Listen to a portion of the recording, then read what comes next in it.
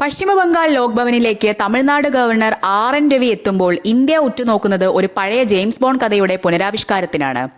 സൗമ്യനായ CV. Ananda Bose ഒഴിഞ്ഞ കസേരയിലേക്ക് തോക്ക് ചൂണ്ടി കുറ്റവാളികളെയും രാഷ്ട്രീയക്കാരെയും നിലക്കി നിർത്തുന്ന ഭരത്ചന്ദ്രൻ സ്റ്റൈൽ IPSകാരൻ എത്തുമ്പോൾ മമതാ ബാനർജിക്ക് അത് വെറുമൊരു ഭരണഘടനാ വെല്ലുവിളിയല്ല, മറിച്ച് ശരിക്കും ഒരു ഷോക്ക് ട്രീറ്റ്മെന്റ് ആയിരിക്കും. കേരള കേഡറിൽ ജോലി ചെയ്യുമ്പോൾ സാക്ഷാൽ പിണറായി വിജയനെ തോക്കിൻ മുനയിൽ നിർത്തി ബാക്ക് എന്ന് ആജ്ഞാപിച്ച ആർ.എൻ. രവിയുടെ ചരിത്രം ബംഗാൾ രാഷ്ട്രീയത്തെ ഇപ്പോൾ തന്നെ ചൂടുപിടിപ്പിച്ചു കഴിഞ്ഞു. കണ്ണൂരിൽ രാഷ്ട്രീയ അക്രമങ്ങൾ കത്തി നിൽക്കുന്ന കാലം. അന്നത്തെ SP ഓഫീസിലേക്ക് രോഷാകുലനായി ഇരച്ചുകയറിയ CPM ജില്ലാ സെക്രട്ടറി പിണറായി വിജയൻ SP-യുടെ മേശപ്പുറത്ത് മുഷ്ടി ചുരുട്ടി ഇടിച്ചു. സെക്കൻഡുകൾക്കുള്ളിൽ സീനിൽ മാറ്റം വന്നു. തന്റെ സർവീസ് റിവോൾവർ ലോഡ് ചെയ്ത് ആർ.എൻ. രവി പിണറായിയുടെ നെഞ്ചിന് നേരെ തോക്ക് ചൂണ്ടി സിനിമാ സ്റ്റൈലിൽ പറഞ്ഞു, 1 മുതൽ 7 വരെ ഞാൻ എണ്ണും, അതിനുള്ളിൽ പുറത്തു പോയില്ലെങ്കിൽ വെടിവെക്കും.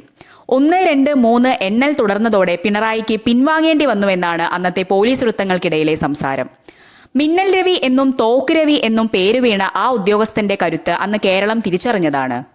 1976 ബാച്ച് IPSകാരനായ രവി ആലപ്പുഴയിൽ SP ആയിരുന്നപ്പോൾ ഗുണ്ടകളെ അടിച്ചമർത്തിയ രീതി ഇന്നും നാട്ടുകാർ ഓർക്കുന്നു.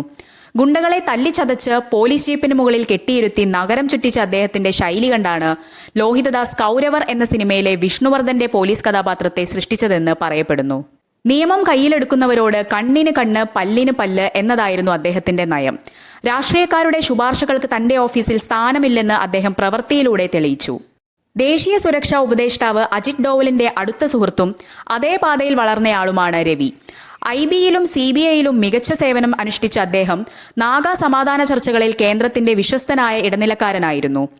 തമിഴ്നാട്ടിൽ MK സ്റ്റാലിനെ വിറപ്പിച്ച ഗവർണർ ഇനി കൊൽക്കത്തയിൽ എത്തുമ്പോൾ മമതയുടെ അടവ് നയങ്ങൾക്ക് ആർ.എൻ. രവി തന്റെ പഴയ റിവോൾവർ സ്റ്റൈലിൽ തന്നെ മറുപടി നൽകുമോ എന്നാണ് രാഷ്ട്രീയ ലോകം കാത്തിരിക്കുന്നത്.